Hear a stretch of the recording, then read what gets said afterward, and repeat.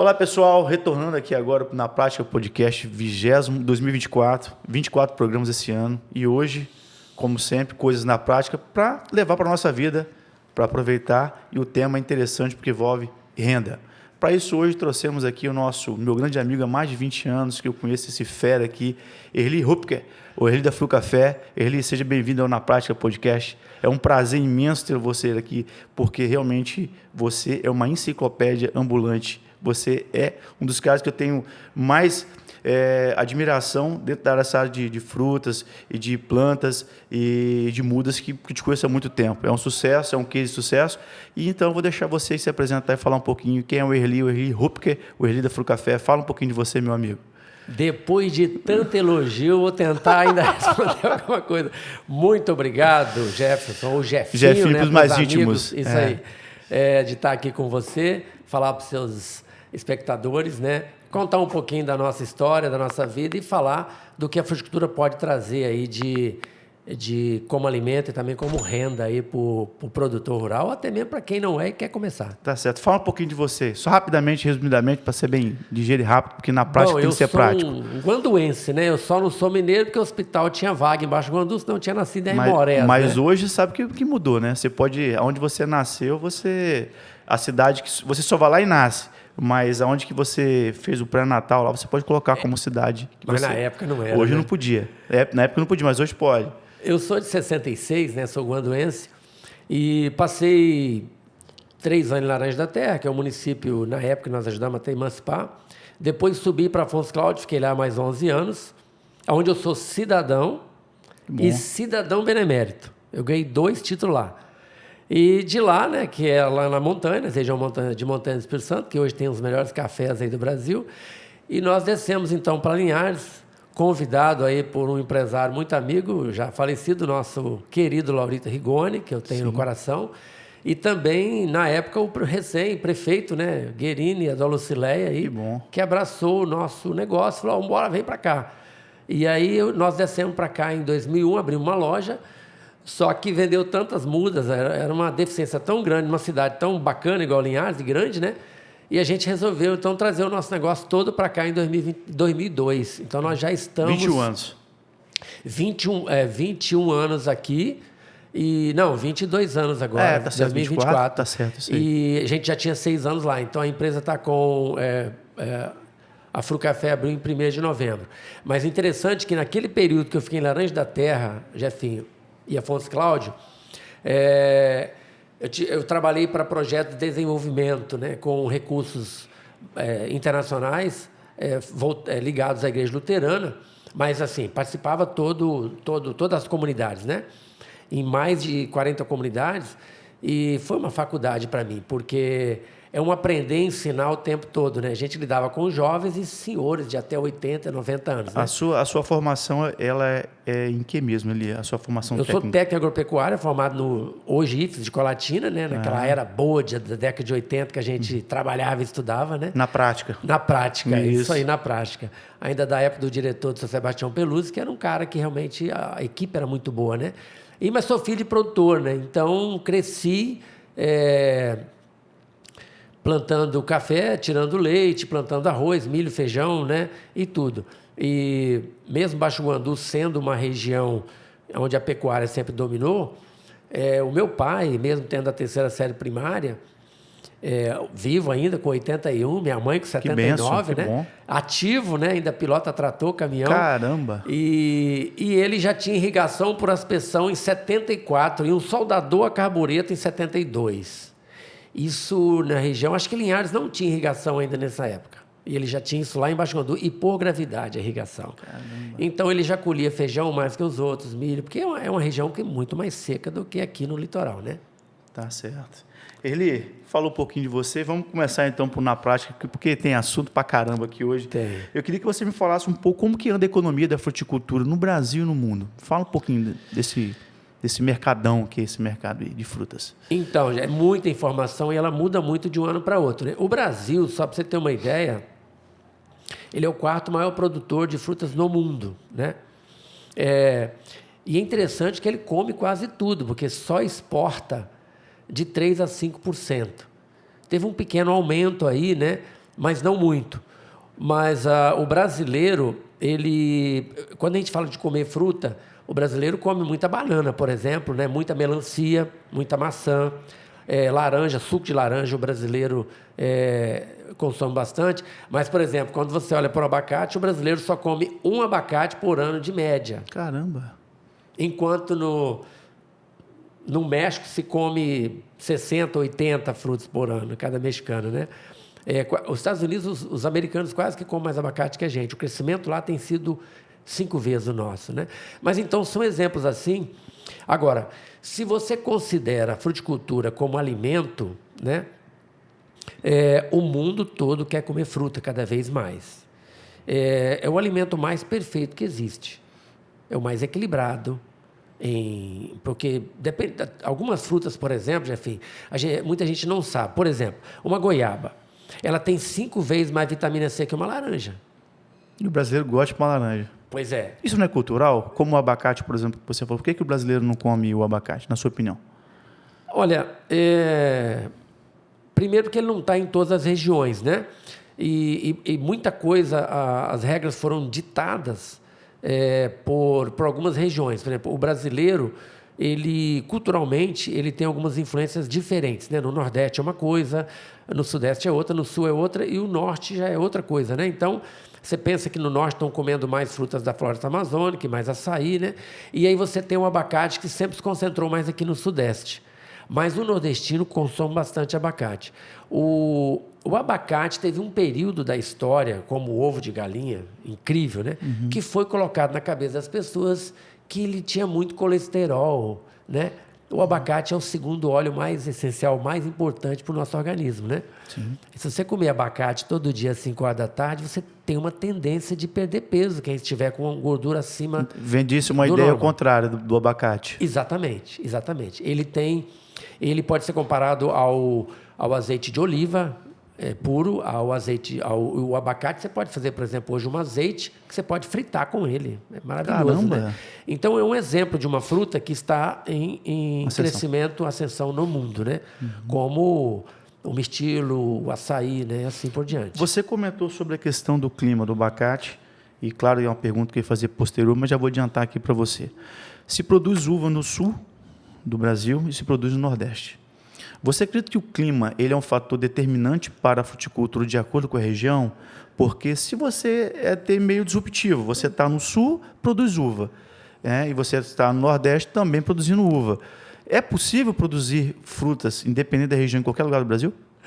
Jeff, eu vou fazer uma pergunta para você. Sim. E eu faço para muitos, inclusive, formando, doutorandos, né, em agronomia. Eu vou fazer uma pergunta para você, você responde sem pensar muito, né? Sim. Ele é o entrevistador, eu estou perguntando. Não, é importante. Uva, figo, oliveira, maçã e pera. É de clima frio ou quente? Frio. Pois é. Jesus Cristo andava no deserto ou no gelo? No deserto. Quais são as 5 frutas que são temas das parábolas dele? Rapaz, aí... As que eu falei. É. Opa! Então, eu tinha 23 anos, o pastor estava lá pregando, e aí a Bíblia é um dos livros mais completos de agricultura que existe, só que nós vamos, com aquela fé cega, lê-lo, né? Por isso que eu vou chegar lá para responder a sua pergunta. Então, é o seguinte, agora, o que tinha na região que Cristo andava? Tinha muito sol durante o dia. Mas frio à noite. E frio à noite. Jefinho, as melhores frutas do mundo, elas precisam de 10 horas ou mais de sol e precisam que à noite dê uma pequena esfriada para que o açúcar fique com a qualidade melhor. Então, um bom vinho é feito de uma uva com mais Brix. Um Brix é a quantidade de açúcar que tem numa fruta. Muita gente, às vezes, não sabe. Mas, por exemplo, uma goiaba com 10 de Brix, ela já é considerada uma goiaba doce. Uma laranja também. Mas uma uva, para ela estar doce, ela tem que ter 18 acima. Para um vinho especial, um Cabernet, uma Merlot, ela precisa de ter 26 de Brix. E isso você alcança quando a noite esfria. E aí que vem a pergunta. Então, por que a uva está na Europa? E chegou no Brasil, no Rio Grande do Sul, primeiro, Jefinho. Olha que interessante. Porque ela foi domesticada. Agora, quando alguém, né, leu lá numa prescrição bíblica, né, num evangelho, que Jesus andava no deserto e ele falava de uva e colhia muita uva, e as videiras, né, sempre. Ele falou, peraí, vamos levar a uva para Caatinga. Por que não? Esse negócio vai dar certo, né? Israel, né? Israel inventou o gotejamento porque ele trazia água de tão longe, cada vez que furava o cano, começava a nascer alguma coisa na areia, né? Então, Jefinho, o que acontece? Só para você ter uma ideia, a uva deu tão certo na Caatinga brasileira, onde estava a pobreza, a maior pobreza do Brasil, principalmente na região de Juazeiro e Petrolina, Juazeiro é Bahia, Petrolina é Pernambuco. Eu já fui lá várias vezes, né? Acho que mais de 10 vezes, aprender e conversar lá com os produtores, empresários. E o Sul, o que ele teve que fazer? Ele parou de produzir uva para mesa e passou a produzir uva para fazer vinho e atender turista. Então, o Sul hoje é o lugar de você visitar as melhores vinícolas do Brasil, fazer turismo. Sim. E em Petrolina é o lugar de você comprar uva para você comer a uva como Sim, fruta como fruta mesmo, natura. E aí, porque a uva Vitória, por exemplo, a Isis e outras sem semente, como a Melodia que está chegando agora, que é vermelha, é uma uva de origem americana, ela só vai bem em clima quente e sem umidade, seco. Quando começa a chover lá em Petrolina, é muito bom para o solo, mas para produzir uva não. Caramba. É melhor que chove em Minas para encher o Rio São Francisco, para eles irrigarem a uva sem que venha chuva. Então, a minha pergunta para essas 5, que foi a maçã, a uva, A oliveira, a pera e o figo. E o figo. Então, essas são realmente essas que podem gerar em qualquer região. As demais depende de um fator climático, de altura, depende de vários outros. E existem algumas frutas, aí só fazendo um parênteses aí na questão da uva, da oliveira. A oliveira precisa realmente, ou você induz ela com alguma questão hormonal, mas normalmente não está sendo feito, naturalmente é frio mesmo, né? Então, tem regiões no Brasil produzindo azeites hoje iguais aos melhores da Europa, né? Então, que é o azeite português. Petrolina não esfria à noite. Então, no caso da uva, para vinho, eles não vão conseguir um Brix tão bom quanto se consegue no Rio Grande do Sul, Santa Catarina. E aqui mesmo, nas Montanhas Capixabas, nós temos vinhos de uvas aqui especiais, aqui no Taboca, Santa Teresa, e realmente quem não conhece tem que ir lá conhecer, porque tem isso aqui, para a gente, inclusive, presenciar. Agora, existem frutas, Jefinho, que têm uma adaptabilidade maluca, né? O citro, por exemplo, ele suporta até geada. Um abacate, por exemplo, a gente tem experiência de abacate quase no nível do mar, até 1.600 metros de altitude. Inclusive, altera a época de maturação, conforme a mesma cultivar plantada em locais diferentes, né?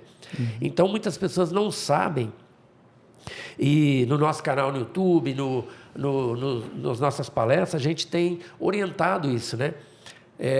Abacate, por exemplo, se você plantar 5 ou 6 clones diferentes, cultivares, você colhe durante 8 meses em qualquer lugar que você plantar. Agora, ele não suporta geada, por exemplo. Então, no sul não vai ser um país que... Não é uma fruta que vai gerar bem, não, vamos dizer, no sul do país, então. Se for em alguns vales que não tem, mais no litoral que não tem geada... Aí consegue. Agora, aqui no Espírito Santo, nós estamos indo até 1.200, 1.250 metros de altitude, ele está indo bem. Legal. Qual é a fruta mais consumida no mundo e no Brasil? A banana. Banana? Banana. Se a gente considerar a laranja e o subproduto suco, é a laranja. Mas se a gente considerar a fruta assim, você pegar e comer ali na tirar do pé, tal, é a banana, por incrível que pareça, em todo mundo, né?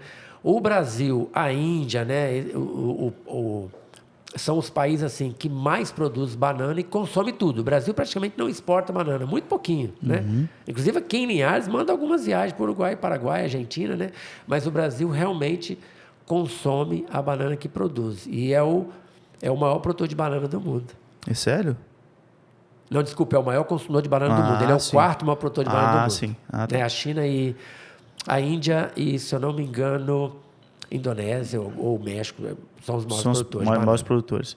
E qual é esse maior desafio no mercado de frutas? O que você sente?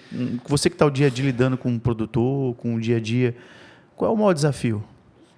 Olha, o Brasil tem clima para todas as frutas, né? Do mundo. para plantar qualquer coisa aqui. É só escolher área, né? Solo. O Brasil tem uma logística até chegar no consumidor ainda precária.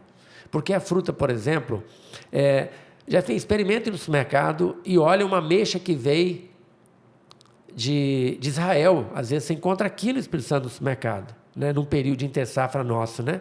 Porque os hemisférios do planeta, às vezes, quando você tem uma superprodução, manga, por exemplo, né? O Brasil e o México brigam de igual para igual no mercado de exportação. Quando não está produzindo manga no México, é o Brasil que está produzindo, porque ele está no hemisfério norte e nós estamos no sul, né? E, aliás, a maior fruta que o Brasil exporta hoje é a manga, né? Depois é o melão, depois, por incrível que pareça, já é o limão, o Tahiti. Caramba! Né? O limão Tahiti ganhou aí da uva, ganhou das outras frutas, evoluiu demais nos últimos 3 anos, né? E aí, se você olhar, por exemplo, a questão logística no Brasil falta, por isso que o Brasil exporta ainda pouco, de colher, embalar, resfriar e chegar até o consumidor rápido. O Brasil é um país continental muito grande, né? Se a logística melhorar, pode ser um fator que venha revolucionar. Você acredita? Não, eu acredito numa política de treinamento, de tecnologia mais avançada, em transporte mais avançado, né? Mais aeroportos, mais trem, mais velocidade, rodovias melhores. Rodovias, né? isso aí. É esse porque ponto. Os Estados Unidos não produz grande parte das frutas que consomem, e lá você encontra fruta em tudo quanto boteco que você passa e o consumo é alto. A Europa também, né? Então, eles têm logística de importação e de distribuição. E falando aqui do fruticultura, dá muito trabalho ou ela dá muito cuidado? Então, se você... Não sei se você já ouviu uma frase, essa fruta deve ser coisa de japonês, porque ela é muito bonita, né? Aí, quando se fala que é de um japonês, é porque nós estamos falando de alguém que se dedica ao que faz. Então, a fruticultura, a renda por metro quadrado, por exemplo, 5 hectares para fruticultura é uma fazenda, né? Para gado não cabe uma vaca. Uma vaca. Uma vaca. Então, 5 hectares, por exemplo, de goiaba, emprega 6 a 8 pessoas. 5 hectares de graviola emprega até 12 pessoas. De laranja, 3. De cacau, 1. De abacate, 1. Tá vendo? Então, por quê? Porque dá menos ou mais trabalho. Agora, quando você vai escolher uma fruta, por exemplo, para plantar, eu sempre falo, você quer uma fruta que dá mais trabalho e dê mais renda semanal, o ano todo, você quer uma fruta que dê menos trabalho porque você já tem uma outra atividade na propriedade. Pensando que o capixaba é um produtor de café, está no sangue, na veia, e também de pimenta do reino e tal, e ainda tem bastante pecuária, tirando a região serrana, que é hortifruti, né, granjeira,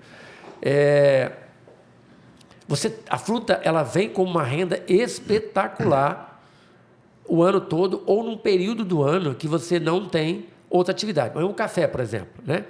Você começa a colher o café no final de março, abril, ali, e vai até julho. Acabou. E você viu o seu dinheiro entrar na saca ali, no armazém, ou nem viu, porque você já gastou ele. E o que você vai fazer de julho até fevereiro novamente? A uva, por exemplo, para quem está na região mais oeste, que é a região mais seca, poderia ser uma excelente opção. A laranja, por exemplo, pode ser. O abacate também pode ser, porque você pode escolher cultivares que vêm depois da safra do café, né? E é na primavera, verão que se faz poda, cuidados com a florada dessas frutas.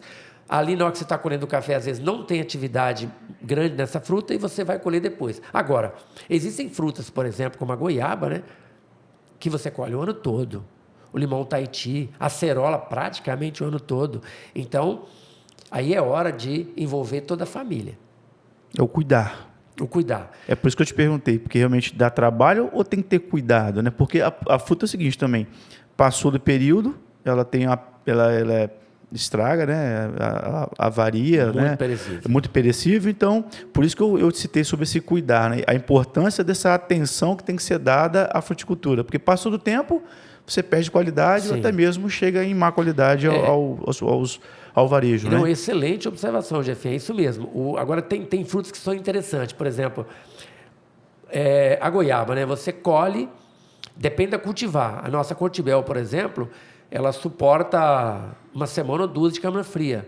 Outras cultivares suportam 5 dias, 3 dias, né? E nós temos produtores que colhem 3 vezes por semana, Cotibel, e só entregam nas quintas, tanto para exportação, quanto para o mercado a média e longa distância, quanto para o mercado local.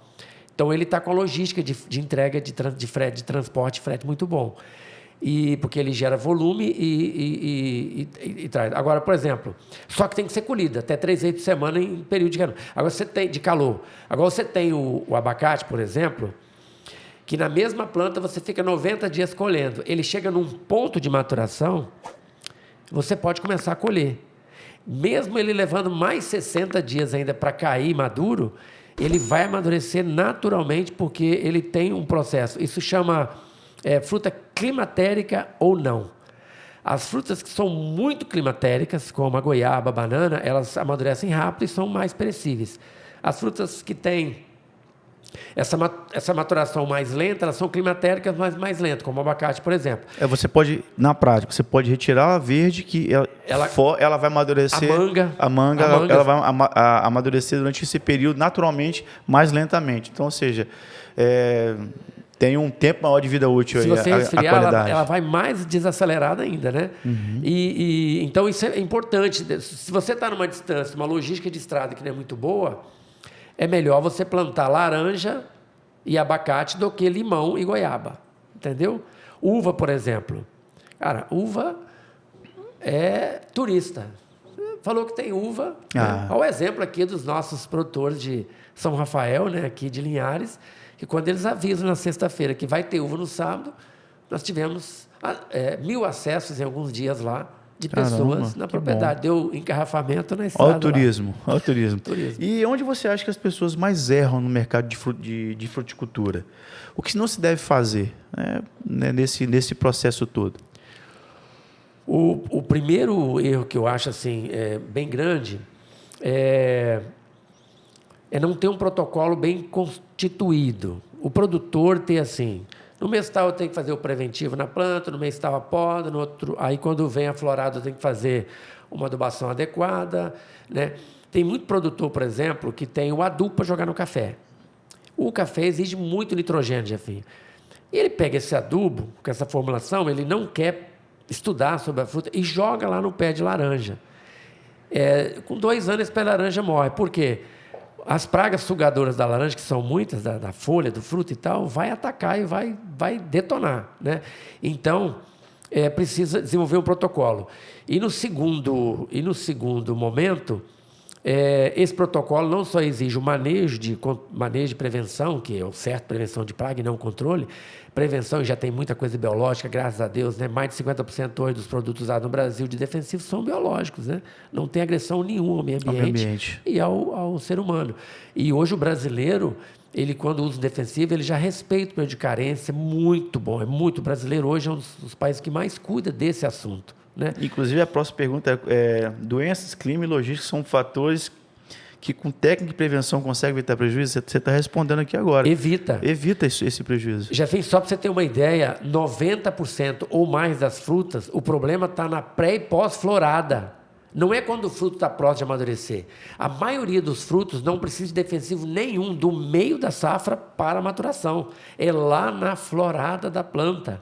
Ou seja, o inseto pica lá ali na flor, que ainda está a frutinha começando a se formar, aquilo depois abre crateras para fungo, para um monte de outras pragas que o produtor depois quer controlar e não tem como. E se controlar, vai ter que jogar pesado.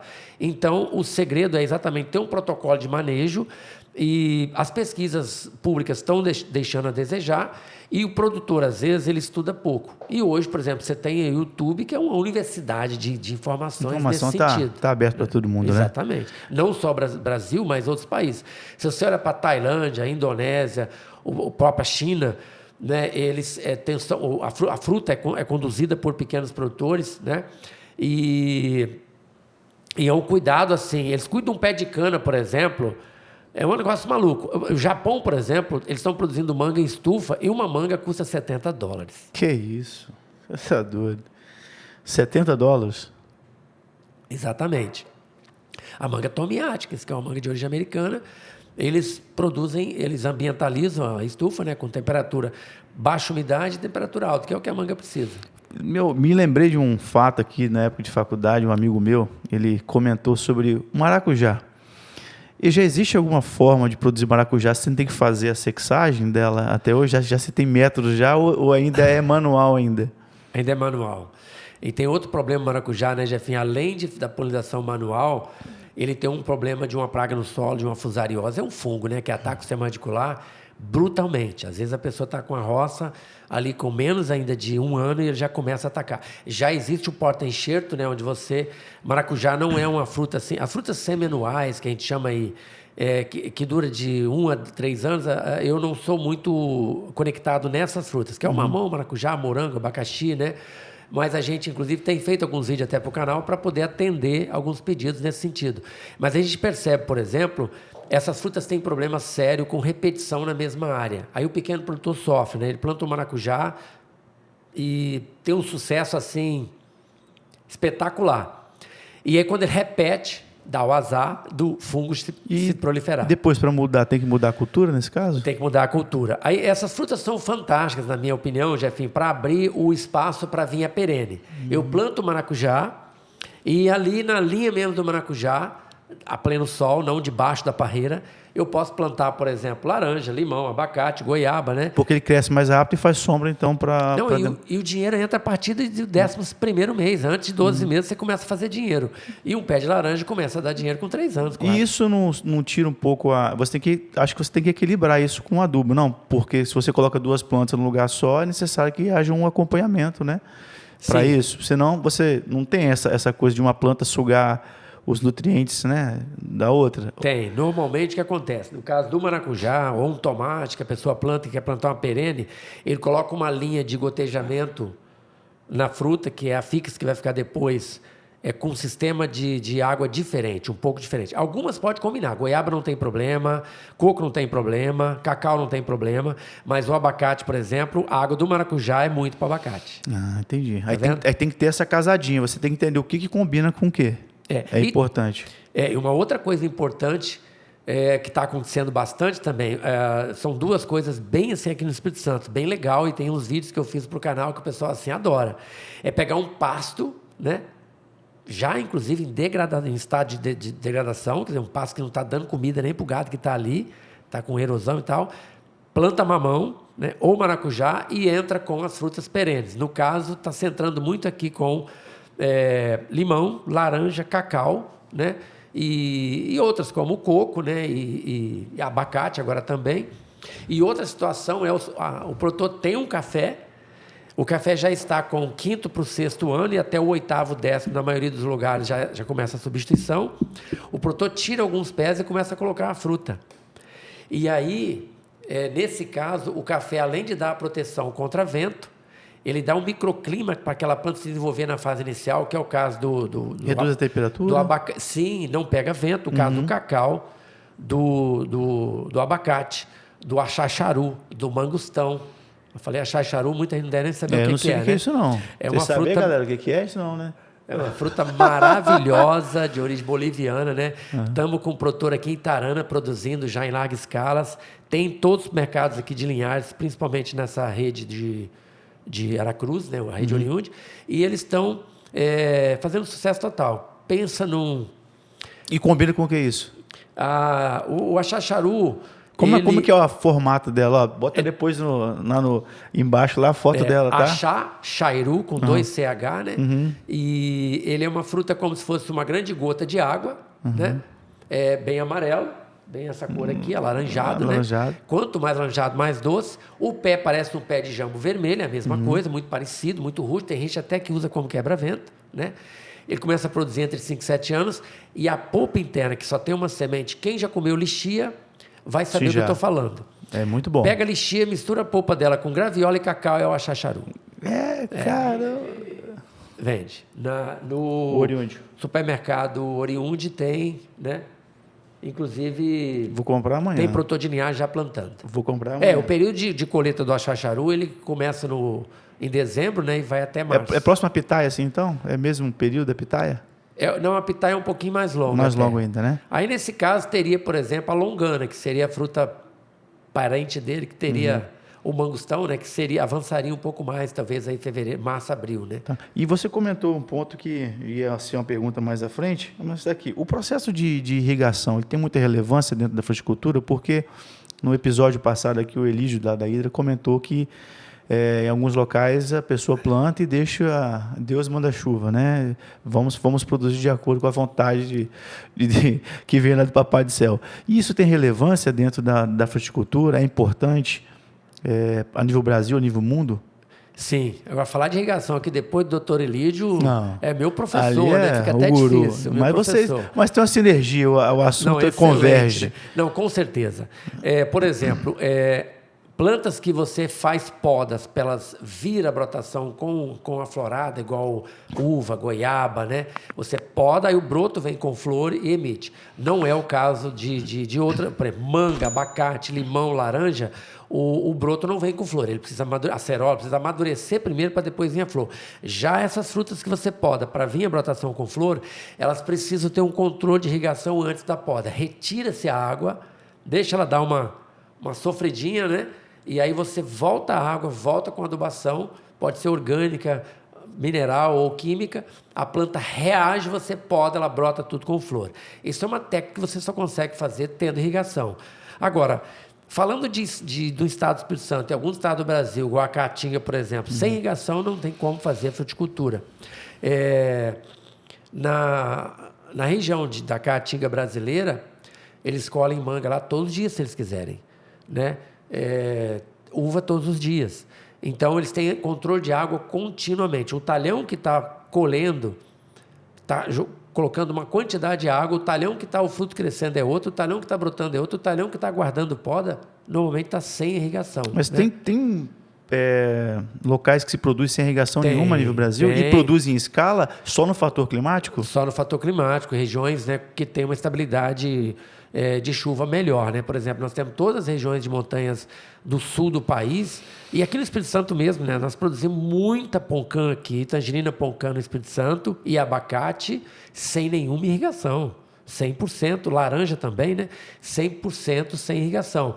Mas aí você pega as montanhas que têm uma regularidade maior, né, de chuva.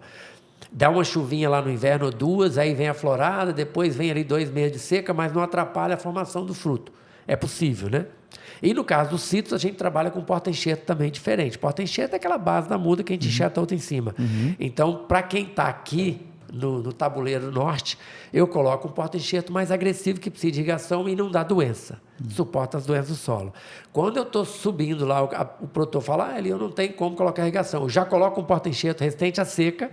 Né? Você adapta, então, para cada região, você vai colocar... Algumas frutas dá para adaptar. Por isso que é importante a sensibilidade, quando você for comprar uma muda, entender que existe produtos para cada região, né, do Brasil. Uma adaptação fantástica. Agora, interessante, Jefinho, você pega uma muda de clima frio, ela cresce muito no clima quente, mas às vezes não produz. Quer ver um exemplo? Por exemplo, assim, bem kiwi. Você pega um kiwi, corta o galho dele, faz uma muda, uma semente e planta aqui em Linhares. Nunca vai dar kiwi, mas ele cresce igual um pé de maracujá. Caramba. Porque ele é um cipó, igual um maracujá, né? E uma ameixa também, a amora preta. Ele não nasce, cresce, mas não nasce. Não produz frutos. Agora, quando você leva, por exemplo, uma planta de clima tropical, né, para a região fria, ela não cresce e não produz. A planta de região fria, ela cresce aqui e não produz, mas ela cresce. É uma loucura isso, né? Pé de pêssego aqui vegeta o ano todo. Você levou ele para a região fria, ele só vegeta 4 meses do ano. Caramba! E falando em desenvolvimento, né? E já falando de economia, aqui a gente vai fazendo ping-pong, vai lá e cá, não tem problema não, a gente vai lembrando e vai falando. É normal que as cidades que têm um desenvolvimento agro de hortigranjeiros e de fruticultura tem os melhores IDHs? Cidades que se envolvem com isso? Perfeito, Jefinho. É impressionante. Se você andar pelo Brasil, toda cidade que tem hortigranjeiros, que são pequenos animais e hortaliças, né? Ou que tem fruta, ou as 3 coisas juntas, não tem falta de dinheiro nessa cidade. As lojas vendem muito. Aliás, é um recado aí para os prefeitos que não acordam, né? E os vereadores, e os técnicos estatais, né? Públicos e privados. Quer fazer uma cidade ficar forte? o ano todo, ter dinheiro o ano todo, invista em alta produtividade no agro, né? Quanto mais trabalho manual, e a fruta, eu não sei se você sabe, Jefinho, a fruticultura no Brasil emprega 27% da mão de obra do agro. Em torno de 5 milhões? Isso. Ela emprega, por aí, daí para mais. E ela ocupa um espaço físico muito pequeno se comparado com pastagem e soja. E outras, muito pequeno. E ela emprega 27%, mais de um quarto da mão de obra do Brasil. Então, assim, e outra coisa, né? Quer fazer jovem ficar no campo? Produz fruta o ano todo. Você sabe o que eu acho bacana? É a recorrência de renda. Eu acho que um ponto que faz essa... Existem algumas culturas que elas são sazonais, ela vai permanecer 4, 5 meses, e aquela coisa da fruticultura e das hortaliças, né? Você consegue ter renda recorrente, né? Todo mês, vamos falar a linguagem bem, pinga todo mês na conta. Exatamente. Então, isso a pessoa tem... esse dinheiro para poder movimentar, até mesmo para educar, ter uma renda recorrente para poder, né, conduzir a sua vida de uma forma mais organizada, né? Eu tenho clientes e, assim, eu tenho 28 anos de Frucafé, mas eu já fazia muda com 17 anos para ter dinheiro. Qual estado você nunca foi? Estado que Porque você conhece o Brasil todo? Que eu nunca fui. Acre, Amapá e Roraima. Mas tem que ir. Eu tenho que ir. Inclusive, tenho convite para Roraima. Nós estamos com um cliente, agora comprou sítios para o Acre, né? Uhum. E o Amapá, já conversamos, mas tem a dificuldade de logística. Roraima, a dificuldade está entre Porto Velho e Manaus. Mas você já esteve lá fisicamente?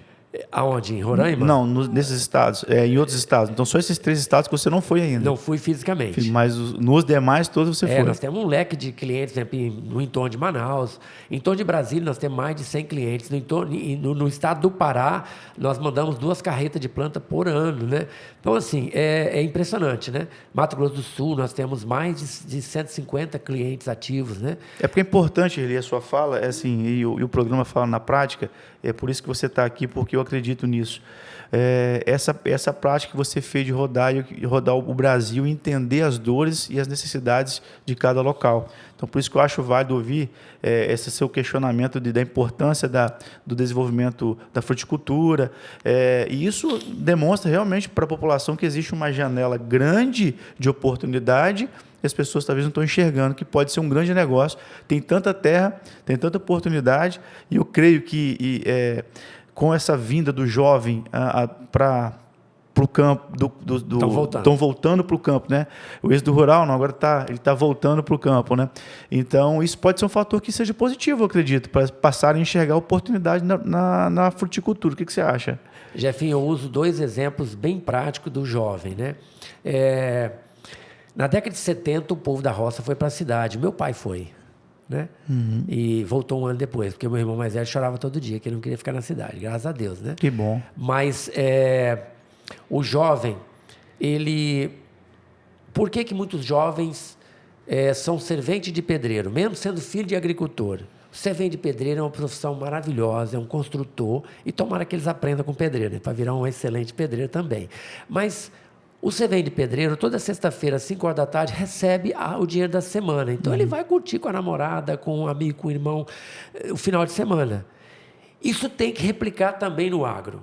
Ele tem que chegar na sexta-feira, no sábado, o dinheiro da produção dele, ele tem que ser dele. Ele tem que combinar com a família, essa parte aqui é minha, essa parte é sua. Então, os pais, nós da geração anos 70, 80 e 90, temos que entender que o jovem vai voltar para o campo se ele tiver a segurança financeira, né? E a segurança também do aprendizado, de ser treinado, dele poder fazer uma faculdade, né? Então, melhores estradas, melhores condições de faculdade. E outra coisa importante, quando uma família consegue deixar o boi no pasto engordando, sem ter que olhar para ele e falar, olha, está na hora de vender, deixar o café no paiol, deixar a pimenta no paiol, o cacau no paiol, para vender só quando vai reformar a casa, comprar mais terra ou fazer um novo investimento, comprar um carro, coisa assim. Cara, isso é prosperidade. Então, você tem um dinheiro recorrente que você citou, que a fruticultura traz isso todo dia. Isso paga o custo fixo. Paga o custo fixo e todo mundo anda bem vestido, com o celular do ano, isso é que o jovem precisa, né? Anda na sua moto bonita, seu carro bom, e aquela atividade que você consegue estocar, aquela que é a poupança, né? Que não estraga, vamos um café, Não estraga. pimenta, Pode deixar para daqui milho, um ano, demais, 6 meses, 3 meses, que né? não vai ter problema. Aí a família é próspera. Ela Ali tá com é o dinheiro. lucro. Ali é o lucro líquido, o ela LL, manda. a última linha. Ela manda. Eu aprendi bastante isso com meu pai, né? Eu quero começar a investir em fruticultura. Por onde começar? Vamos lá, vamos na prática. O que você faria? Ó, primeiro, A sua dica aí. A primeira coisa é o seguinte, é a quantidade que você quer plantar, né? Vamos falar de 2 hectares? Sim. De 1 e 2 20 mil hectares. metros. 20 mil metros. 2 hectares é um modo legal para uma família. A pessoa, às vezes, é um recém-casado, né? Ou ele se associou com um irmão ou com um amigo e quer começar. Mesmo que ele arrende a terra. 2 hectares é um modo legal. Primeira coisa, o que eu vou plantar e para quem eu vou vender. Segundo, precisa de água. Onde é que está a água que eu vou pegar? Não pode ser uma fonte que, quando vem uma seca, seca, né? E não pode ser uma água, às vezes, contaminada, porque eu vou produzir um alimento, né? Então, é importante ver isso. Depois, a mão de obra. Até 2 hectares, 2 a 3 pessoas não conta. Então, não precisa se preocupar muito. Mas quando você começa a pensar em alavancar, mais áreas, você precisa pensar também em que mão de obra você vai ter, né? Isso naquele local tem mão de obra também. Exatamente. Agora, outra coisa importante, quando você pensa em para quem vender, então, que distância você está do mercado? Por exemplo, às vezes o produtor produz uma fruta maravilhosa e tem vergonha de ir para a feira. O feirante vai lá, pega e vende pelo dobro do preço que ele está comprando. Eu tinha essa pergunta do produtor. na próxima depois, mas tá bom, pode falar aí. Seria vai a próxima ter. pergunta? Não, vai ter, mas pode Deve falar. ter umas 200 aí ainda, né? Vai ter, pode falar. Jefinho. Então, Jefinho, quando o cara quer começar, ele realmente precisa alavancar essa questão. E muitas vezes, a atividade está num lugar tão interessante e tão bom que ele não vai dar um passo para fora da propriedade para vender nada. Ou vem o turista ou vem o comprador e vai pagar bem. Entendeu? Então, eu diria o seguinte, estudar primeiro. Vamos dar uma estudada no que é possível, né? Então, olhar a vocação do local. Pô, aqui é uma área mais alta, aqui é mais baixa. Então, assim, avaliar esses pontos e entender também qual a característica de consumo da região. Olha, que tem uma vocação para laranja, porque tem uma fábrica de suco, né? Então, assim, o que está do lado, né, ao redor, dentro do aspiral, para você poder produzir, ter o menor... A logística também deve ser importante, né? Do centro onde você vai mandar o seu produto, tem que ser levado em consideração. E o investimento e o retorno. Isso é uma coisa assim, tem que fazer essas contas antes. Por exemplo, o que um hectare de laranja produz? De fruto? Quanto custa e por quanto eu vou vender em média no Brasil? Hoje, se você pegar o Google e digitar qual o preço da laranja no CEAGESP hoje, ele te dá. Preço da laranja no CEA de Vitória, te dá. Você pega aí, tem também ferramentas governamentais, federais, estaduais, que você pode acessar preço de todas as frutas e verduras e granjeiros a hora que você quiser, 24 horas, né? Então, é possível você fazer um trabalho. Se você vai dedicar mais, eu sugiro que seja uma fruta que te dê retorno semanal. E quais são vamos falar no empreendedorismo agora. Quais são as frutas tendências que são tendência para os próximos anos que você acredita? Assim, poxa, eu acho que essa fruta é tendência que até, claro que você produz, muda, que você faria para você. Olha, se fosse eu faria isso. Bota na prática para nós aí, vamos lá. Você conversar com um viveirista, né, que vive fazendo pesquisa é até complicado, mas vamos lá. Olha só, você tem que olhar primeiro para aquelas frutas que, mesmo o Brasil, mesmo o Estado, mesmo o seu município, estando com pouco recurso, um pouco em crise, o cidadão vai comer. Né? Banana, laranja, melancia, maçã, maracujá, né? Todos querem suco de maracujá, acerola, né? Então, essas são as frutas que não tem muita oscilação. Agora, quando você pensa em frutas com tendências, e depois vem ainda as exóticas, né? A chacharu que eu falei é uma exótica. Vamos falar de umas tendências. Por exemplo, abacate, limão Tahiti. Nos últimos 10 anos, essas duas frutas e o açaí, são 3 frutas que avançaram no mercado nacional e internacional. Então, Europa hoje, cara, não quer mais limão siciliano, que é da terra deles. Eles que criaram essa cultura do limão siciliano. Não estou falando que não quer, eu estou dizendo que o consumo da casca de limão e o limão saboroso, cheiroso, é o siciliano. Mas o consumo de limão para tomar de manhã, correndo, com pressa, que não tem semente, colocar na bebida, no coquetel lá, é o Tahiti. Praticidade. É o Tahiti. E aí ele não dá lá, ele dá aqui, né? Ele dá aqui em outros países, né?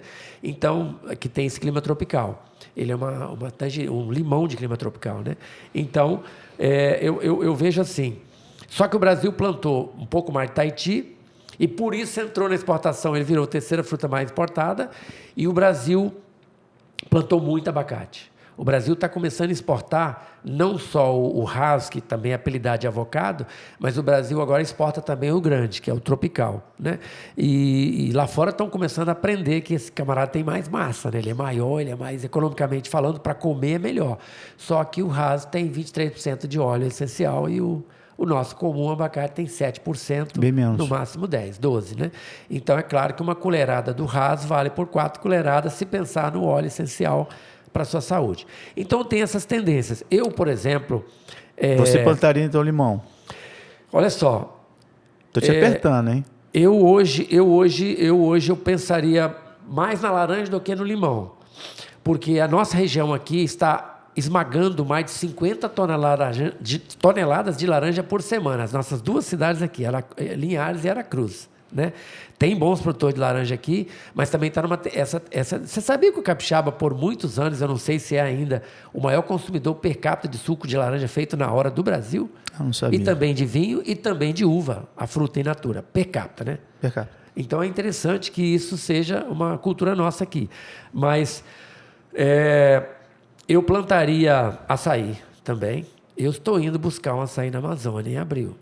Oh, que legal, que hein? produz 10 vezes mais peso no cacho que o açaí tradicional. E você acha que a região sudeste daria para produzir normalmente? Todos os carreadores de café, todos, deveria plantar açaí. Todo onde você tem onde passa as máquinas, plantar açaí. Por quê? Nós estamos tendo umas incidências de vento no período pós-floral do café e no cacau, que detona a lavoura. Se você tiver o açaí, como ele perfilia, né? Então você sempre tem aqueles degraus ali, planta aqui, né? Então o açaí... E outra coisa, se você plantar o açaí nos carreadores, o coletador, que é a pessoa que tem a fábrica, se não for você, se você tiver um volume grande, você mesmo faz. Você vai produzir de 10 a 20 toneladas, de 10 a 15 toneladas por hectare, só se for só açaí, mas depende da densidade dos carreadores, também pode chegar aí a 10 toneladas. Isso gera quanto? Ele vai lá colher. Se você der condições, ele te paga entre R$ 1,50 e R$ 3,00 o quilo da fruta in natura. Isso a gente está falando, então, em quanto de uma arrecadação por hectare ano? De 20 a 30 mil reais. Hectare ano? Né? Então, assim... E outra coisa, o Jussara, que é o capixaba, o daqui da Mata Atlântica. Não é capixaba, aqui da região da Mata Atlântica, né? Que inclui Bahia, Rio de Janeiro, Espírito Santo, Rio de Janeiro e São Paulo. O Jussara, ele pode entrar nas áreas de preservação permanente. A área de EPP e você aproveita para ter renda lá onde você não poderia. Você vai de 7 a 10 toneladas lá colhendo o Jussara, inclusive ele tolera mais sombra. O açaí não é de sombra. O açaí não é da mata. O açaí ele cresce em regiões de muito sol. Porque geralmente não é um mito, mas na minha cabeça é que se dava dentro da mata o açaí. Não. Se você viajar no norte, ele está na margem dos rios, onde a enchente vai e vem. Nessas áreas tem pouquíssimas árvores. E o açaí, quanto mais sol pega no fruto, mais grossa é aquela camada de tintura que tem, que é a polpa que é extraída. Né? Legal. O Espírito Santo já tem bastante açaí e tem aí Jussara, Rio Novo do Sul tem... Mas você falou um monte de coisa, mas você plantaria o quê? Limão ou laranja? Não, laranja eu plantaria hoje, eu plantaria o açaí e eu plantaria jaca. Você acredita? Jaca? Por quê? Por que jaca? Porque é o seguinte... Nós estamos com uma incidência cada vez maior de pessoas que estão parando de comer carne, principalmente carne vermelha. E a jaca, ela é uma excelente fonte para produzir carne. Uma carne de jaca bem feita, ela tem o sabor de um pernil de porco. Caramba! É impressionante. E a Frucafé é o primeiro viveiro do Brasil que está selecionando material de jaca. Já estamos com quase 30. Jacas duras, sem cica, com cica, aquele Não, viso, sim, claro. né? Jaca mole, que você abre com a mão, jaca rosa, e estamos buscando outros materiais que são laranjas por dentro, vermelho, né? Então, assim, a jaca é uma fruta completa, ela tem proteína, né? A goiaba também tem, né? A banana também, mas a jaca tem proteína e ela tem essa função aí. E você imagina, nós vamos ter uma juventude voltando para o campo com muita tecnologia e vai sobrar aquelas áreas que tem um declive um pouco maior. E a jaca é muito rústica, né? A raiz dela é bem... Ela tipo, retém, faz o solo ficar mais firme, tem menos desmoronamento. Exatamente. E outra coisa, ela parece que é uma fruta brasileira, né? Ela não é brasileira, ela Mas é tem asiática. muito aqui na região, Sim, né? a gente trata ela como se fosse uma fruta brasileira. Quer dizer, todo o Nordeste, litorâneo aqui, né? Até no Rio de Janeiro, né? Quase chegando em São Paulo, come jaca. Jaca é uma fruta, né? Ela tem uma vida útil bem longa, né? Ela produz muito tempo, né? Se eu falar Quanto tempo que ela inicia a produção? Pois é. A muda enxertada começa a produzir com 3 anos, né? E nós estamos com um vídeo aí no canal feito agora no finalzinho de 2024, de 23, onde uma planta com 5 anos com 20 jacas. E você consegue colocar 200 plantas por hectare. Então nós já estamos falando aí que no 5º ano você colhe 400 frutos de jaca, né? Que normalmente é vendido entre 7 e 15 reais a fruta. A fruta inteira. Porque se você processar, colocar num pratinho aí, isso aí multiplica por 5 ou 10. Então, por que as pessoas não comem muita jaca? Por causa não querem abrir, preparar, né? Se você começar a processar, limpar, colocar num pratinho, né? Como você tem ali em Fundão, né? Que você passa ali, a jaca está limpa, aqui no nosso município da BR-101, você acaba comendo mais e pagaria bem por isso.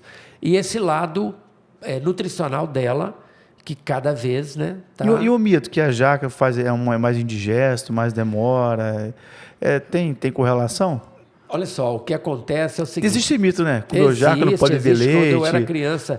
Porque, na verdade, é o seguinte, Jefinho, a pessoa, às vezes, vai abrir uma jaca, ele está no campo trabalhando, ele está muito agitado, a fruta está agitada também, ele está com sede e fome, e entra numa jaca comendo de qualquer jeito, a jaca mole ele engole inteiro, a jaca dura ele dá 2 mastigadas e engole, realmente ela é muito fibrosa, e ela satisfaz como você comer um coco maduro. Então, você tem que comer devagar e não precisa comer muito. Poucos favos de jaca te satisfaz como se você tivesse almoçado, jantado, feito um lanche legal. É verdade.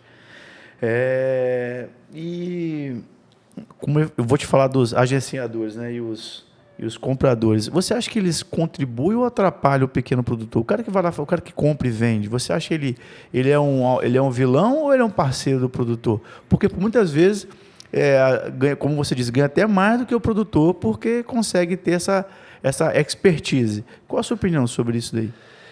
Eu acho o seguinte, né, que o produtor que tem produto bom, ele pode ir com produto direto para o mercado, que seja feira, que seja...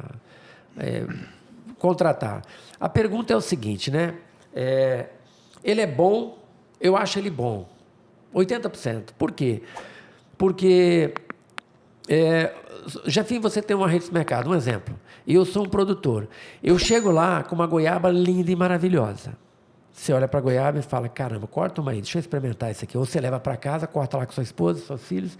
Não, eu quero vender isso aqui. Cara, você tem quanto aí? Você vende 100 caixas por semana, um exemplo. 2 toneladas de goiaba por semana. Aí você liga de volta para mim. E aí, como é que tá, rapaz? Eu gostei demais daquela goiaba. Eu consumo 100 caixas por semana, 2 toneladas. Tem como você me entregar essa goiaba o ano todo? Aí eu falo assim, não, rapaz, eu podei minha goiaba toda, vai dar 2 toneladas, mas durante 2 semanas. Depois eu não tenho mais a goiaba. Aí você fala assim, ele me desculpa, cara, mas olha só, o agente de compra ali do Ceasa, ele traz goiaba do Brasil inteiro para não deixar faltar goiaba na minha rede de mercado. Então, rapaz, me desculpa, mas eu não tenho condições de fechar essa goiaba com você, porque se eu pegar 2 meses com você, depois não tem como onde eu comprar, esse cara vai me abandonar.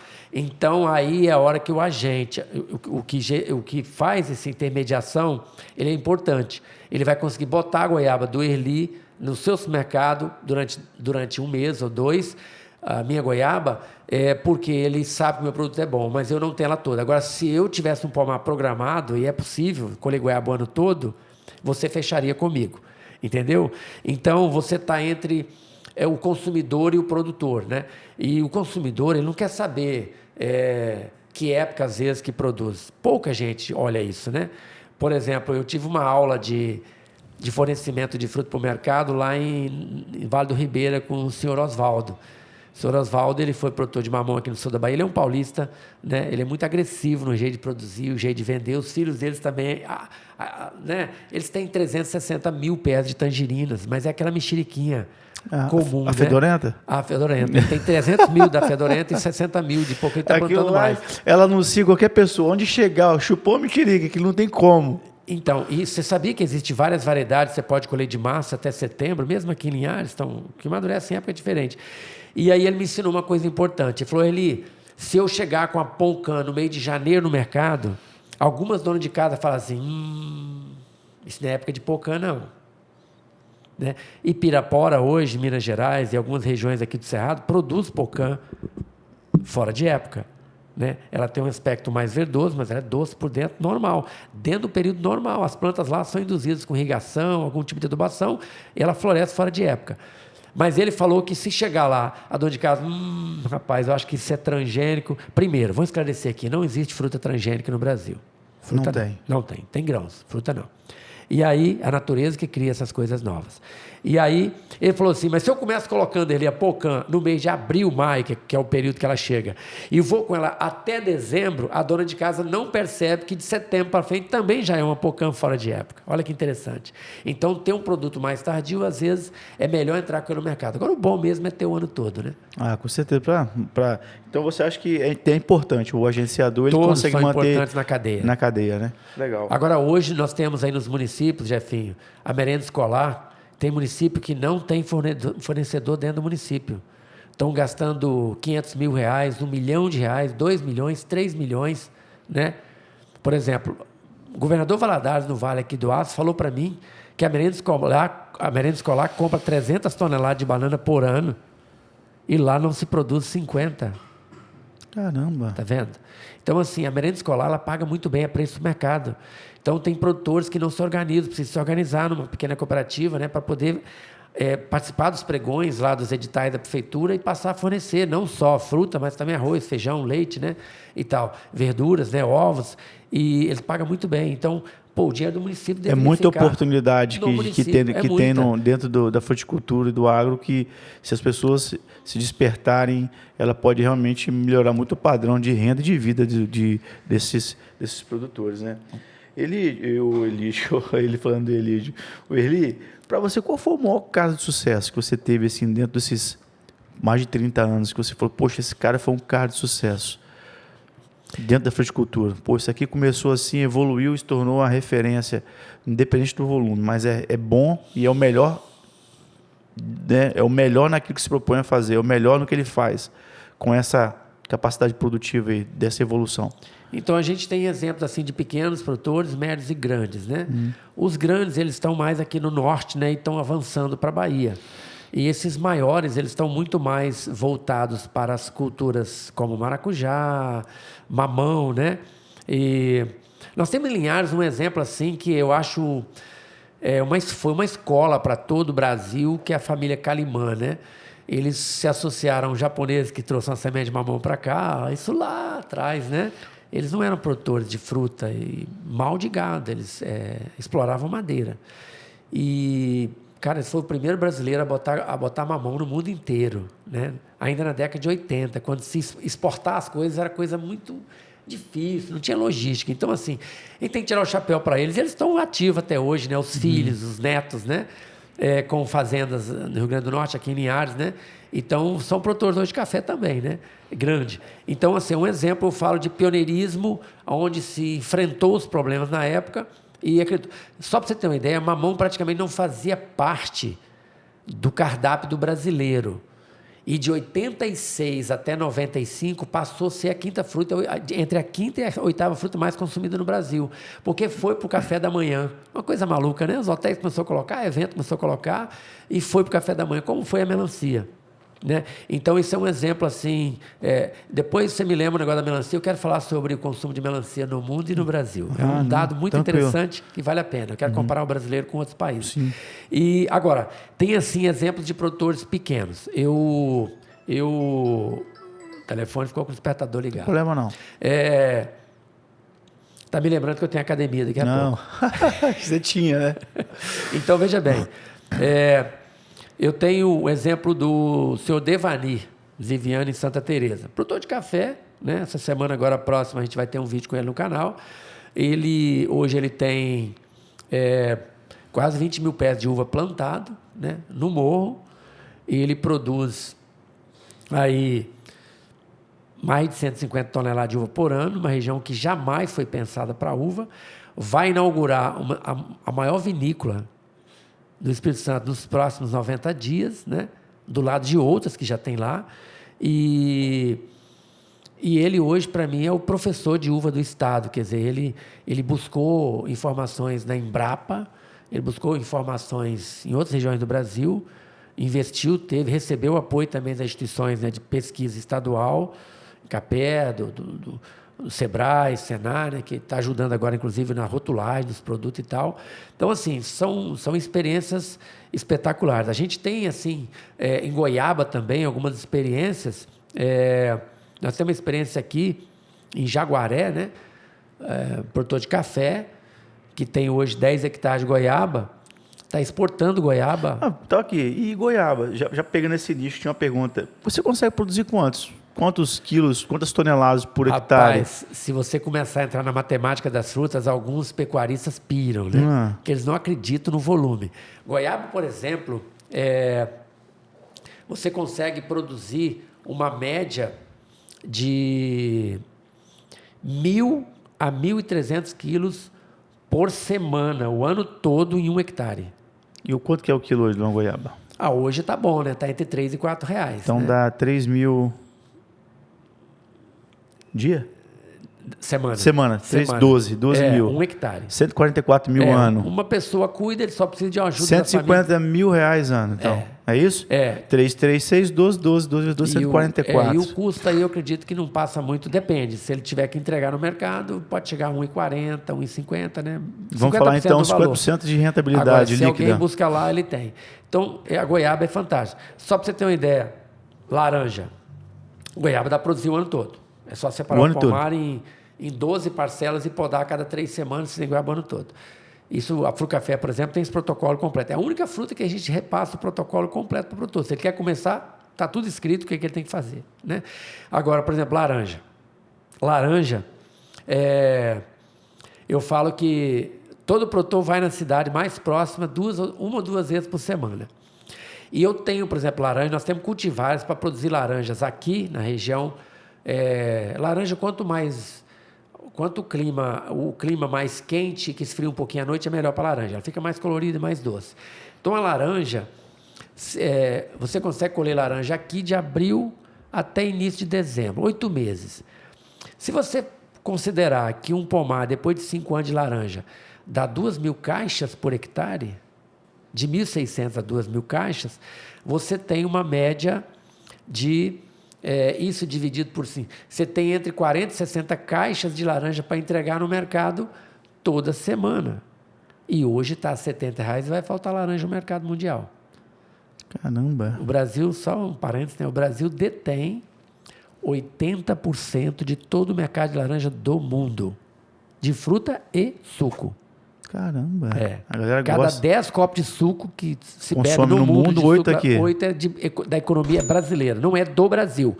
O Brasil está lá fora também com as suas distribuidoras e processadoras na Flórida e em outros países do mundo onde tem laranja. Estados Unidos também produz bastante laranja. Sempre foi o segundo, mas está caindo muito, né? A Flórida quase que está erradicando, porque a Flórida está virando As terras na Flórida estão ficando muito caras, né? Os mais idosos americanos estão vindo para mudando para lá. Estão virando sitiante, né? Está parecendo Santa Maria de Jetibá e Santa Teresa com aquele Espírito Santo com os turistas. Entendi. Então, rapaz, é uma renda muito boa, goiaba, hein? Vamos embora plantar então?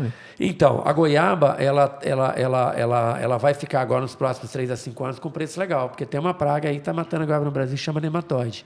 E a gente agora está com o porta-enxerto, que a Embrapa desenvolveu, né, que é resistente ao nematóide.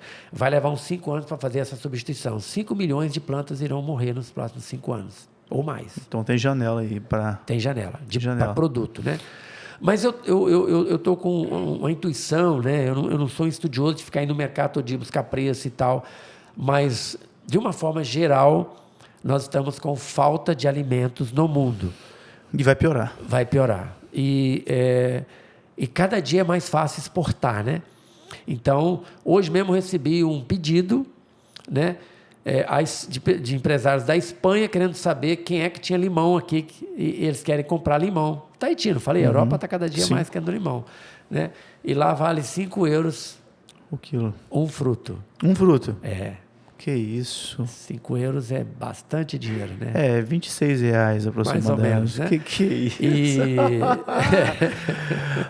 Vou virar produtor. Mas um abacatezinho também, ainda mais, né? Caramba, meu, você tá louco. Os caras não têm clima e estão com essa onda aí, né?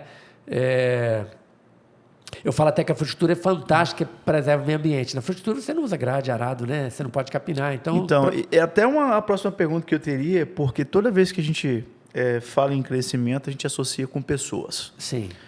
Então, a gente sempre acredita que pessoas fazem diferença em qualquer negócio, e no agro se demandava muita mão de obra para poder se produzir.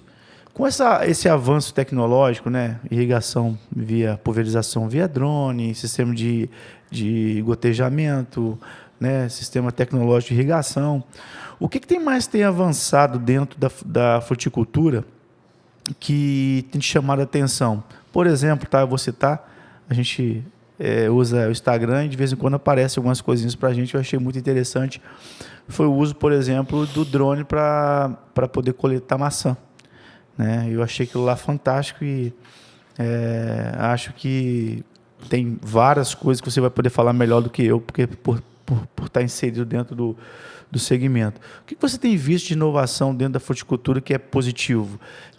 Não é que vai substituir a mão de obra, não é isso, mas a gente precisa de melhorar o processo produtivo, já que a gente sabe que está faltando comida no mundo. O que você tem visto aí de diferente? Então, essa questão da tecnologia, né, da informática, né, o drone é fantástico, né, a pulverização já começa por aí, mas a tecnologia está evoluindo agora para robôs que trabalham em declives, né? A robótica está entrando também nas áreas declivosas, né? No caso de uva, no caso de goiaba, são frutas que a dedicação manual é muito grande. Não existe, não tem como podar uma uva mecanicamente, não é tão fácil, né? Já existe poda mecânica. E considerando que a fruticultura está muito na mão dos pequenos produtores, um pouco ainda a dificuldade do acesso à tecnologia, né? O valor e tal. Que, inclusive, falar em acesso, é importante, eu li a matéria essa semana, o Musk, né? Ele está desenvolvendo uma parceria junto com a John Deere para levar a internet para o agro, para vários pontos, né, os mais extremos do mundo, via satélite, para fazer o interface com as máquinas da John Deere. Ou seja, cada vez mais utilizando a internet de forma inteligente para facilitar o processo produtivo. O trator trabalhando 24 horas. 24 horas. Só vem para abastecer. Só vem para abastecer. Então, é fantástico. Agora, eu vejo assim, por exemplo, uma outra área assim, que está vindo com a inovação é a preocupação com a terra que eu estou trabalhando. De cada vez mais as pessoas estão pensando, olha, esse solo aquele negócio assim, eu ponho água e adubo e tudo dá. Não, esse conceito está... O condensamento também, tentando produzir mais e menos espaço, né? Também é um conceito interessante. Só para você ter uma ideia, em Israel não tem frio, né? Assim, um período... Eles pegam as macieiras e as pereiras, as ameixas, colocam dentro de câmaras frias, quase congela as bichinhas, tudo no vaso, depois leva para uma estufa de 40 graus. Elas florescem e produzem a melhor pera, a melhor maçã do mundo. Então, isso tudo, o que está acontecendo? A fruticultura ela consegue trazer para uma área muito pequena, uma produtividade muito alta e rentável. Então, quando você começa a agregar tecnologia nesse conceito e ainda preservação do meio ambiente, para que essa terra, que já é valiosa, né? Vale hoje muito o metro quadrado no Espírito Santo, por exemplo, qualquer lugar que você vai, a terra está preciosa, né? Então, você vai ter o conceito, né, de que você produz mais e menos com menos, né? Isso E aí. ganha mais. Então, o controle biológico também de praga e doenças está assim, acelerado no Brasil. Porque a gente não pode só caracterizar avanço em tecnologia ligado à máquina, né? Não. Tem a pesquisa, Sim. tem a novos defensivos, a novos processos de compostagem que utiliza. Sim. Então, isso são coisas que tem que ser levado em conta, né? O reaproveitamento do insumo, né? Do insumo, justamente. Tem granja hoje de galinha de postura que, se não conseguir vender o esterco, quebra. Então, o esterco está tão precioso, né? E eles não vendem mais o cocô de galinha com aquele cheiro forte, eles vendem ele compostado, não tem mais aquele cheiro. Quer dizer, tecnologia avançando, o Espírito Santo é o maior produtor de ovos do país. Então, hoje, em Linhares, aqui, a gente pode chegar uma carreta de esterco de galinha, tanto só de Linhares, que produz frango, como pode pegar lá em Santa Maria de Itibá, que produz ovos. Então, essa tecnologia e a preocupação com o meio ambiente, o solo e com o que o consumidor vai consumir, cara, poucos países do mundo estão acompanhando o Brasil. Apesar de muita gente falar muita bobagem por aí nas redes sociais, né, de veneno, isso é pura mentira. O Brasil está muito acelerado e muito adiante, por exemplo, se comparado com o Japão, a Alemanha e muito mais. E não sei se é um mito, né? Vamos falar um pouquinho de mito também, porque de vez em quando é bom fazer um questionamento. É verdade que as frutas menores elas têm tendência a ser mais doces do que as frutas maiores? Ou isso aí é mito? Você fala menor dentro da própria Dentro variedade? da variedade. Por exemplo, tem a banana prata lá menor, ela pode ser mais doce do que a banana prata maior? Tem isso? Não, ou isso é mito? Não, existem variedades que têm menos. Eu trabalho, por exemplo, com goiaba. Eu tenho 68 goiabas dentro da minha empresa. Eu sei o Brix de cada uma. Tem Brix que começa açúcar com 8 e tem que com 15, 16, né? Agora, isso varia muito também conforme o tanto de água que você aplica e o tanto de nutrição que você dá. Se você dá uma nutrição mais orgânica e com um pouco mais de potássio e fósforo, extraído de uma forma mais equilibrada e cálcio, você tem uma fruta mais doce. Por exemplo, às vezes a pessoa joga muito o adubo do café que eu falei, que joga no pé de fruta, é um grande erro. Ele tira o sabor da laranja, tira o sabor do limão. Limão tem sabor, sim. Limão, inclusive, tem muito açúcar nele. Você não sente, mas tem, né? Chupa uma fruta do milagre, por exemplo, você vai sentir o limão doce depois. Então, a pessoa às vezes não está tendo esse cuidado, né? Está jogando dinheiro fora.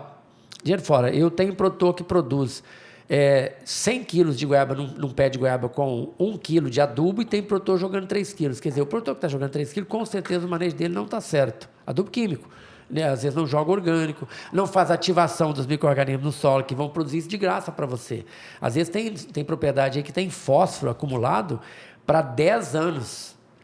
E o produtor não está utilizando porque ele está sempre jogando químico e não está jogando micro-organismo para ativar isso aí, né? Para esse fósforo ser processado.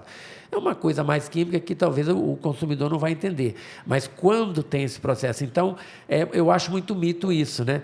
Eu posso então isso é mito, isso posso não tem nada cortar a uma ver. goiaba pequena sem sabor e uma de 1 quilo que tem um sabor maravilhoso. O manejo é muito mais importante, a nutrição e o manejo, do que a variedade. Outra coisa é falar que uma fruta manchada tem mais ou menos, é mais natural ou sem natural. Isso também é outro equívoco. É outro equívoco. Tinha outra pergunta que era para ter feito no passado, mas vou voltar aqui agora.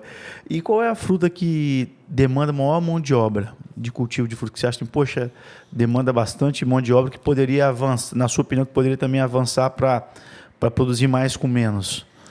Olha só, considerando frutas que produzem o ano todo, eu considero a graviola uma das frutas que mais necessita mão de obra, mas é a mais rentável. Hoje, né? É uma mão de obra difícil de se manusear, uma fruta difícil, complicada? Ela tem vários manejos, né? De polinização como maracujá, depois de ensacamento e outro duplo ensacamento, né? E que tem 3 pragas que não só acabam com o fruto, como mata a planta também, né? Mas existem tecnologias hoje 100% mecânicas e biológicas que controlam isso aí, né? Agora, por exemplo, se você considerar uma cultura que é de ciclo rápido, igual a uva, né, de 4 a 5 meses, no período que você pode até colher, ela demanda uma mão de obra bem grande também. Só que como ela né, por exemplo, um pé de uva, por isso que eu falei do café, né, do consórcio. O pé de uva, você começa a trabalhar com ele na segunda semana de julho e termina na primeira semana de janeiro. Acabou, depois você abandona para lá. Agora, esse período aí desses 4 a 5 meses, você vai ganhar bom dinheiro, vai dar um bom resultado. Mas ele demanda uma dedicação diária. diária.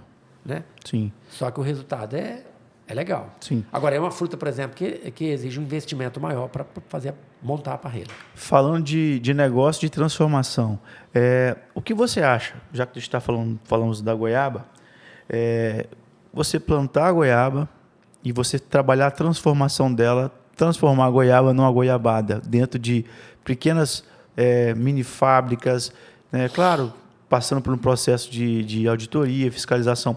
Você acha que você vê isso com bons olhos? Você fazer a transformação do fruto em produtos, ou até mesmo, como você falou da jaca, você retirar e já vender os gominhos separadamente. Ou fazer a carne. Ou fazer a carne. Essa transformação, como você vê isso dentro da fruticultura? Como oportunidade de negócio também?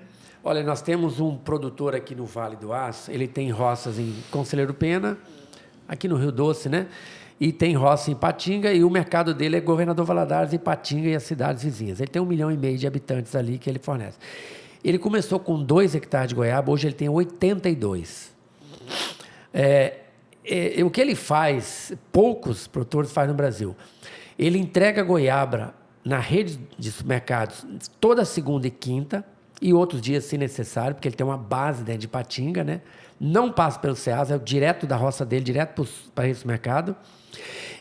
O que ele entregou na segunda, ele coleta de volta o que o mercado não vendeu e não cobra do dono do mercado.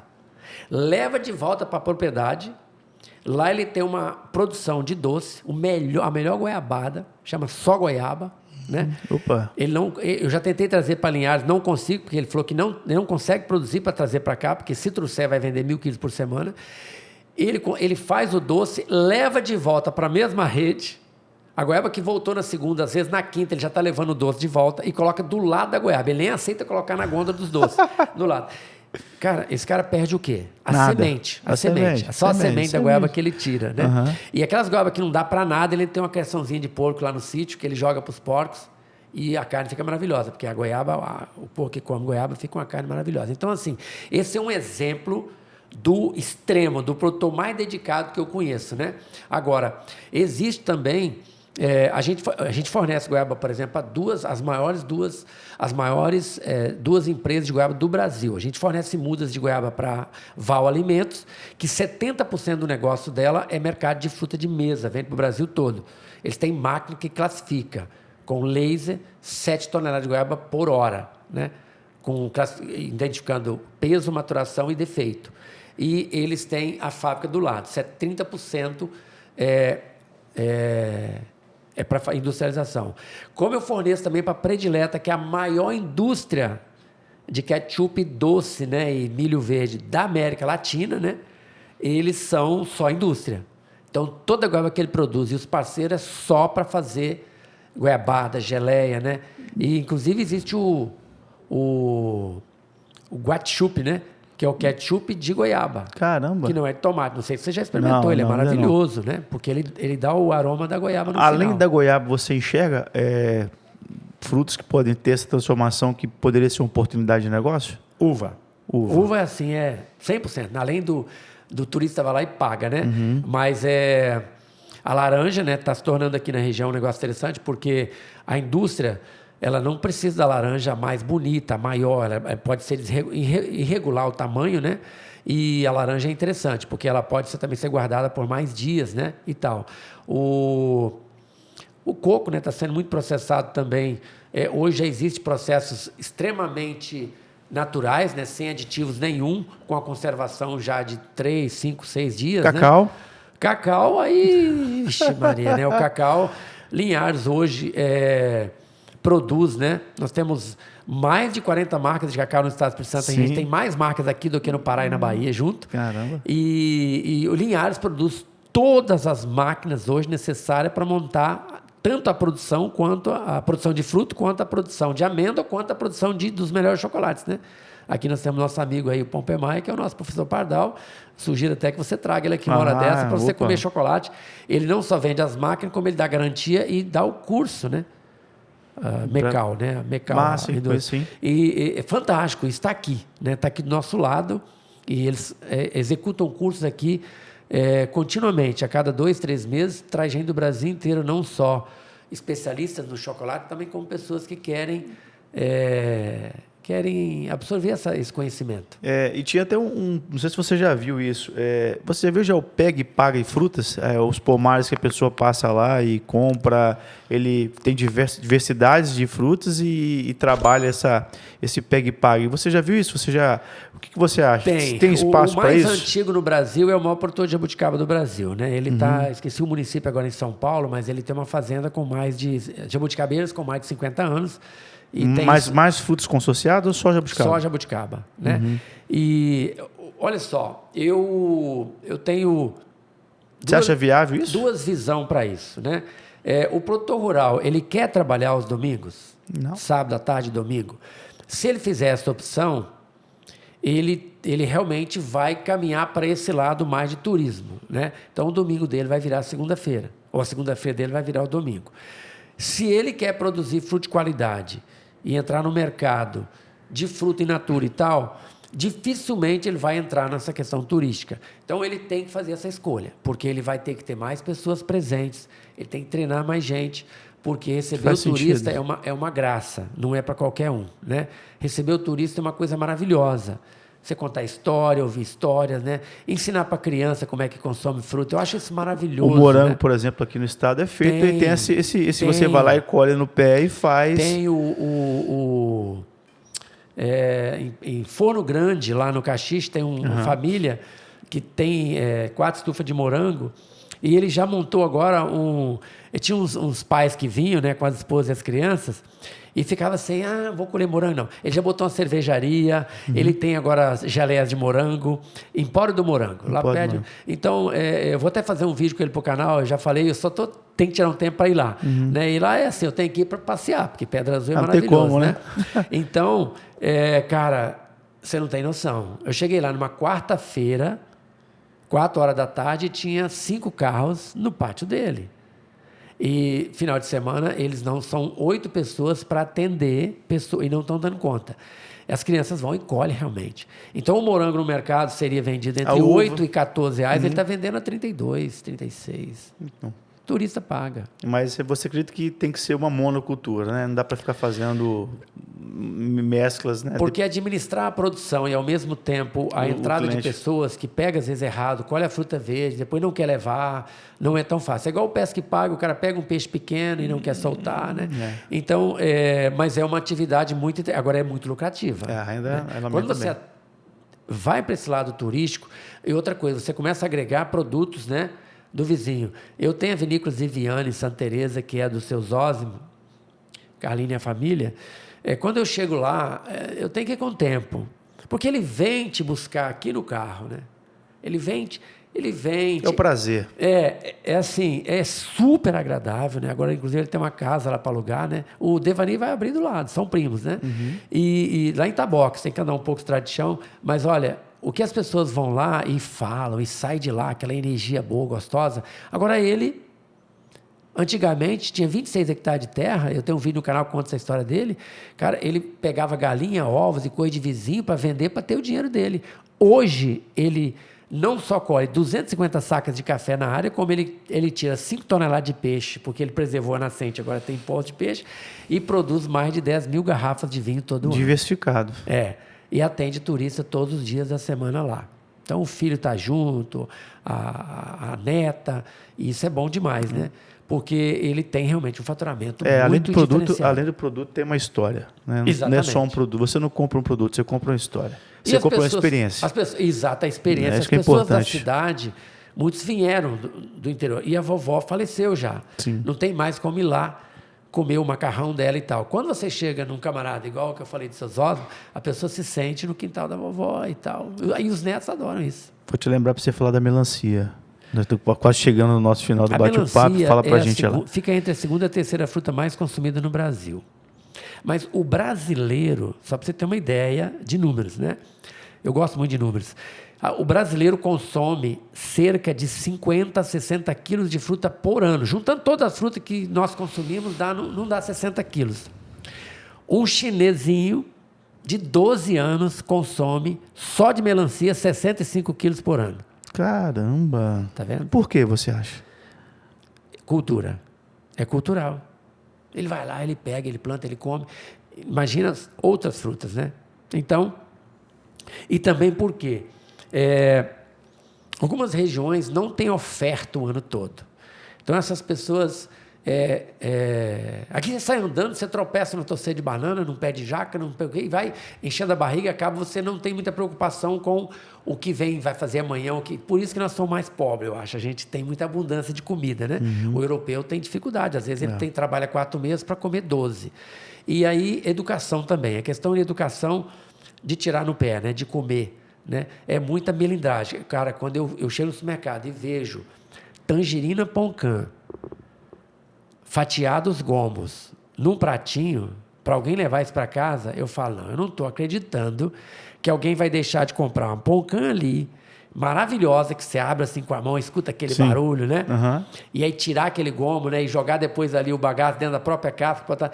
Cara, isso é cultural. Isso é cultural. Eu, desde pequeno, minha mãe me chamava de assanhaço, que é aquele passarinho que fica buscando fruto o tempo todo, né? Pegava eu trepado com 5, 6 anos de idade, a 3, 10, 8 metros de altura, em pé de goiaba, pé de ingá. E tem pessoas... Agora, essa educação precisa ser aumentada nas famílias brasileiras. A mídia não investe na propaganda da fruta. No máximo, mostra um copo de leite com moranguinho caindo dentro. Né? Aí, por isso que as crianças querem comer moranguinho. E eu vou falar aqui de uma aposta que o Peru fez e o Brasil fez em 2008. Eu ia quase esquecendo disso.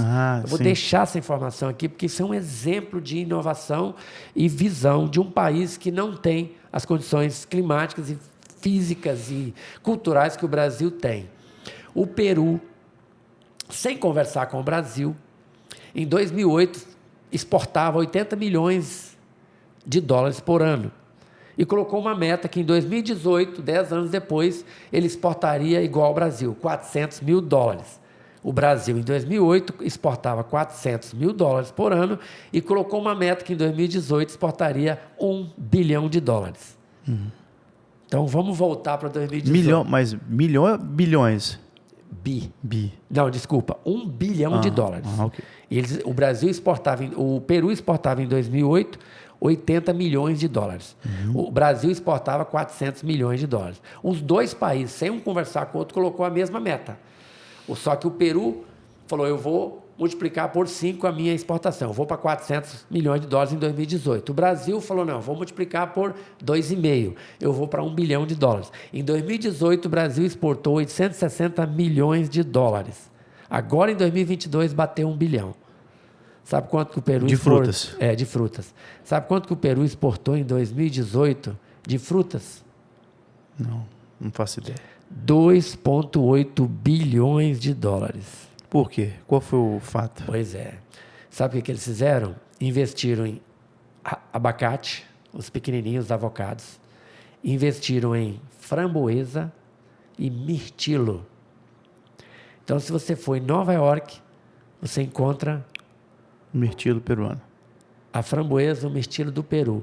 Eles fizeram pesquisa internacional, investiram em o que era tendência, né? E botaram tecnologia.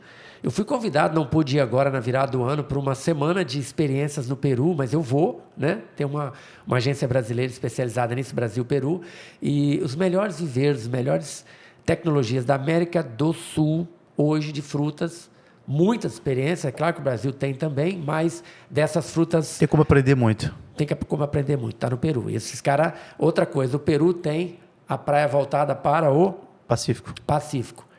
Então, nós temos que parar de ficar exportando frutas só para a Europa. Nós temos que pensar nos Estados Unidos e na Ásia. Né? Ir para o outro lado. Exatamente. Vender para eles quando eles não têm. Tá joia. Ele tem alguma coisa que o bate-papo dá para rolar horas e horas, né? Mas a gente precisa de encerrar em algum momento. Tem algum assunto que eu creio que eu não citei que você acha que era pertinente? Deixa aí a sua análise, até mesmo suas conclusões após isso.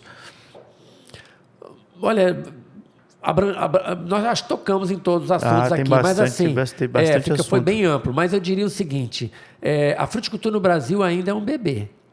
Né? Isso aqui, nós podemos ser o maior produtor de fruta do mundo assim. Não é 10 anos, não. Nós podemos ser isso em 3 a 5 anos. Nós dependemos de pesquisas sérias, de logística de mercado e de treinamento do produtor, né? Os jovens estão famintos por tecnologia. Por que os grãos estão avançando mais rápido? Porque tem mais tecnologia hoje para os grãos, né? O Brasil é referência mundial, né? No café, nos grãos, né? E na exportação de carne, suína, frango e bovino. Já tem mais tecnologia nessas áreas do que na fruticultura, que ainda é um trabalho manual. Só que o Brasil tem bolsões de pequenos produtores, muitos aí vivendo com dinheiro público e não tem o que fazer. Muitos municípios pequenos que poderiam investir seriamente na fruticultura como fonte de renda, né? Eu ainda queria convidar aí, né, os espectadores para seguir a plataforma Frucafé aí, né, nas redes sociais. Pode ficar à vontade, pode falar, ele pode ficar à vontade. O nosso canal no YouTube, que é a nossa ferramenta principal, mais de 300 vídeos hoje. Coloca embaixo para a gente depois, tá? Dentro do podcast, vai estar colocando lá seu Instagram, seu canal. Realmente, assim, eu tenho acompanhado, passei a seguir, muito interessante ali. No entanto, por isso que você está aqui, porque o conteúdo é muito prático. Por isso que eu conto a minha experiência de 40 anos com fruta e a experiência dos produtores contando eles mesmos, né? E é levar conhecimento. E o mais interessante é que nós criamos uma ferramenta para poder gravar vídeos e mandar para o produtor que a gente não conseguia falar com ele pessoalmente. E por telefone não dá para explicar como é que planta ou poda uma planta. Aí nós fomos colocando lá, porque em 2015 a internet ainda era pior, né? E começou a dar uma visualização maluca. Nós descobrimos que nós tínhamos na mão uma ferramenta, pena que eu não comecei em 2010, né? Ah, mas tá bom, né? Tá ótimo, né? Tá ótimo. E a gente leva lá o conhecimento. Tem Instagram também, né? @Frucafé Muda, TikTok.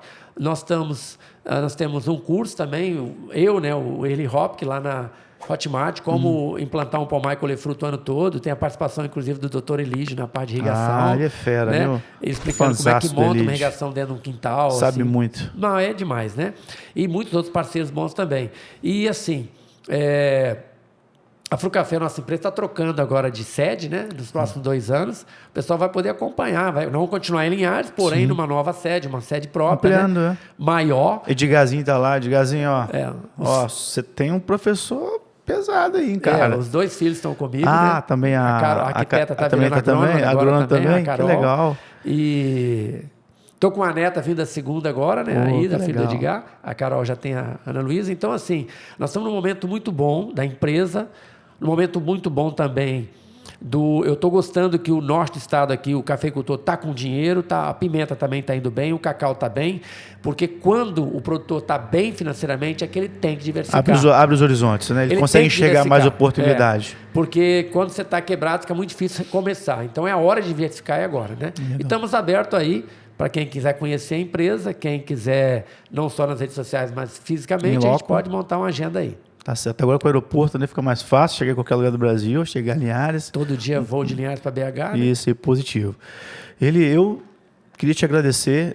Um dos motivos a qual foi estendido esse convite para estar na prática em 2024, primeiro programa de 2024, é porque eu acho que tem total coerência com o que a gente prega, que é as coisas práticas da vida e como contribui para a sociedade. E você fala tudo aquilo que a gente precisa ouvir de uma forma prática.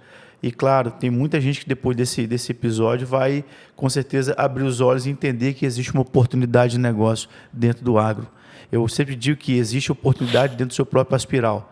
E a pessoa tem e, às vezes, não enxerga a oportunidade que tem para ter os negócios.